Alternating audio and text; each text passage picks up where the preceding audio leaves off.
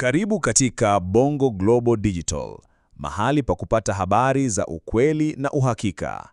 Leo tunakuletea habari maalum kuhusu vita vinavyotikisa Mashariki ya Kati, kati ya Israeli na Iran. Vita ambavyo si tu vinatishia amani ya kanda hiyo, bali pia vinaweza kugeuka kuwa janga la dunia nzima. Kwa miaka mingi, Israeli na Iran wamekuwa kwenye mvutano wa chini kwa chini. Chanzo kikuu ni tofauti za kiitikadi na kisiasa. 1. Dini na itikadi.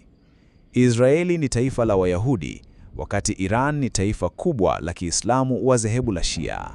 Iran imekuwa ikiliona taifa la Israeli kama adui mkubwa wa Waislamu wa Palestina. Wakati huo huo, Israeli inaliona Iran kama tishio lake kuu kwa usalama wake. 2. Silaha za nyuklia. Iran imekuwa ikituhumiwa na Israeli na pia mataifa ya Magharibi kuwa inatengeneza silaha za nyuklia. Israeli, ikiwa na hofu ya kushambuliwa, imekuwa ikifanya mashambulizi ya kijeshi dhidi ya vituo vya kijeshi na kisayansi vya Iran, vikiwemo vile vya nyuklia. 3. Mashambulizi kwa njia ya wakala.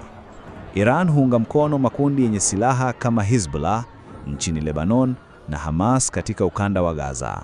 Makundi hayo hufanya mashambulizi dhidi ya Israeli na kwa upande wao, Israeli hujibu kwa nguvu kubwa.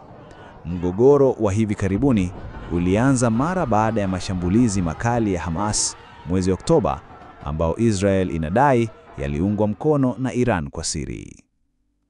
Hii ni Bongo Global Digital. Usiache kufuatilia habari zetu, kwani ni za ukweli na uhakika.